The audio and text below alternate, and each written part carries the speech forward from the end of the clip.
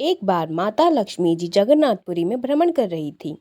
उनका आज मन हुआ कि किसी भक्त पर आज कृपा की जाए। तभी उन्होंने सोचा कि जो हमारे प्राणनाथ के अर्चक हैं, उनके नित्य सेवा करते हैं मंदिर में, उनके घर जाकर देखती हूँ। अगर किसी पर कृपा करनी हो तो लक्ष्मी जी उन अर्चकों के घर गई और किया देखा कि सूर्य उदय हो गया है और सभी अभी तक सो रहे हैं और घर में कोई स्वच्छता नहीं है। सारे सामान बिखरे पड़े हैं और रात का भोजन खाया हुआ है। यह सब देख के माता दुखी हो गई और कहती, मैं यहाँ नहीं रुक सकती, यह जगह मेरे रहने योग्य नहीं है। और लक्ष्मी जी चली गई। लक्ष्मी जी अब गई उस आदमी के घर जिनको मंदिर में झाड़ू लगाने की सेवा थी, जिनको मंदिर में घुसने नहीं दिया जाता था। उनके घर पर सब ब्रह्म मुहूर्त में उठ जाते और उनके घर में बढ़िया गोबर चौका लग रहा है। तुलसी जी को जल पराया जा रहा है, ठाकुर जी को भोग लगाया जा रहा है। लक्ष्मी जी बोली, यह है मेरे रहने योग्य स्थान। और साक्षात लक्ष्मी जी प्रकट हो गई। अब वो दोनों दंपति चौंक गए। उन्होंने पूछा, देवी आप कौन हैं? लक्ष्मी जी ने कहा, हम लक्ष्मी हैं, जगन्नाथ भगवान की पत्नी। सब बोले, देवी आप अचानक यहाँ कैसे?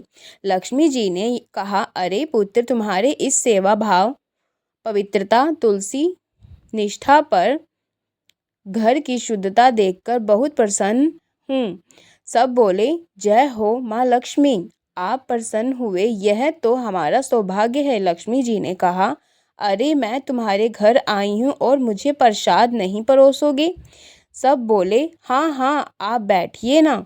उन्होंने लक्ष्मी जी को एक आसन पर बिठाया और उनको प्रसाद परोसा। उधर बलराम जी पुरी में डोल रहे थे और तभी खिड़की में झांक के देखा तो लक्ष्मी जी किसी दूसरे के घर भोजन कर रही थी। उनको बड़ा क्रोध आया।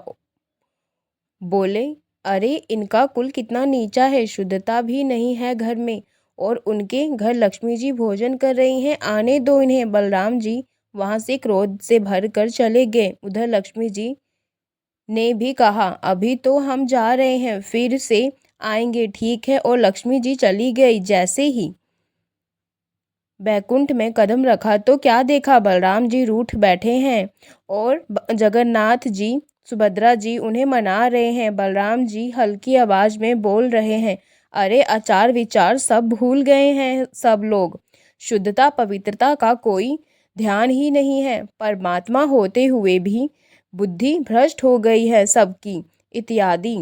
लक्ष्मी जी आई और बोली, सब प्रसाद पाने बैठो, मैं आपके लिए प्रसाद लाती हूँ। जगन्नाथ जी और सुभद्रा जी तो बैठ गए, पर बलराम जी आकर नहीं बैठे, उसी जगह बैठे रहे।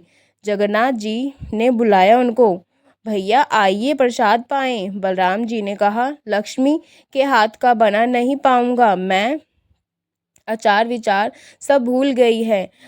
उधर लक्ष्मी जी सब सुन रही थी। अब जगन्नाथ जी बड़ी दुविधा में पड़ गए। इधर प्रसाद पाने लगे तो भैया नाराज, उधर नहीं पाएंगे तो लक्ष्मी जी नाराज। उन्होंने सोचा, मैं लक्ष्मी जी को तो मना सकता हूँ, पर ये भैया बड़े खतरनाक हैं, मानेंगे नहीं। जगन्नाथ जी ने प्रसाद नहीं पाया।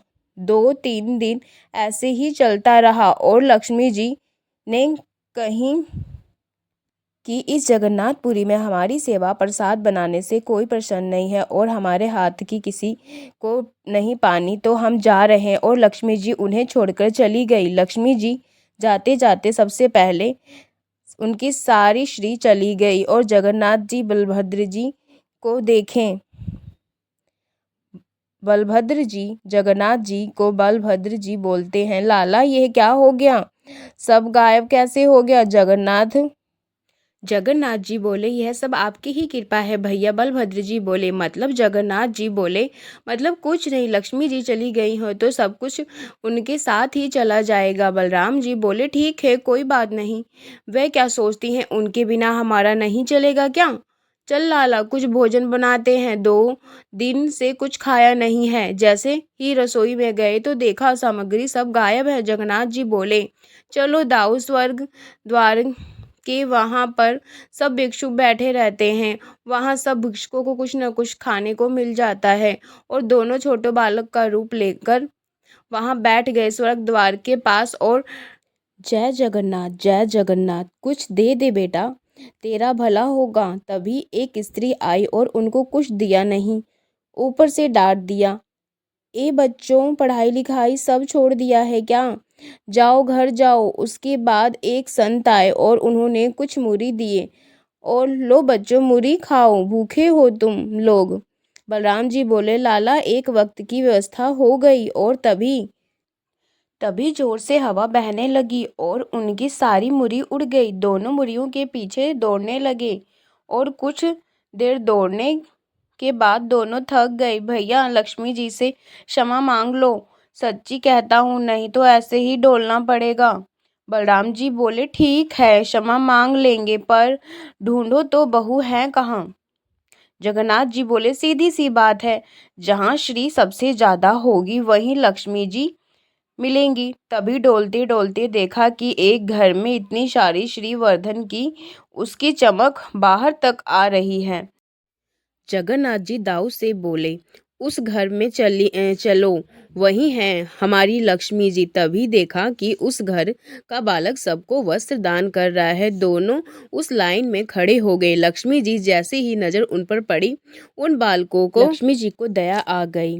मेरे प्राणनाथ, उनको कोई जरूरत नहीं है मेरी, पर फिर भी दाऊ दादा को मेरा महत्व समझाने के लिए यह लीला कर रहे हैं। लक्ष्मी जी ने उस दंपत्ति से कहा, सुनो, उन बच्चों को मेरे पास ले आओ।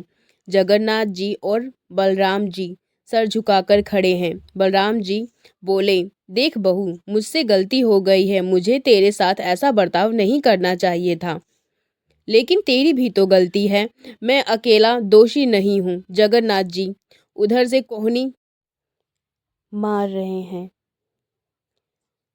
अरे चुप करो, फिर से भड़काओगे क्या? लक्ष्मी जी बोली, देखिए दाऊ, आप लोग किसी के घर भी चले जाते हैं तब तो उसकी जाति नहीं देखते हैं, और आप लोगों को मैं रोकती भी नहीं हूँ। फिर अगर मैं किसी के ऊपर कृपा करना चाहूँ तो मुझे रोक क्यों? मेरे लिए इतना बंधन क्यों? और किसी के जन्मगत व्यवहार से उसका पूरा जीवन नहीं आंकना चाहिए, उसके स्वभाव व्यवहार से देखना चाहिए कि वह कैसा है। कहाँ आप कहते हैं कि ब्राह्मण सर्वश्रेष्ठ हैं, वो देर देर तक सो के उठ रहे हैं, उनके यहाँ शुद्धि नहीं है, वस्त्र 4-4 दिन तक पहन रहे हैं, एक एक महीने तक धोती में निकाल रहे हैं। आप कह रहे हैं कि वो श्रेष्ठ हैं। यह लोग इतनी पवित्रता का ध्यान रखते हैं, इन पर कृपा ना हो।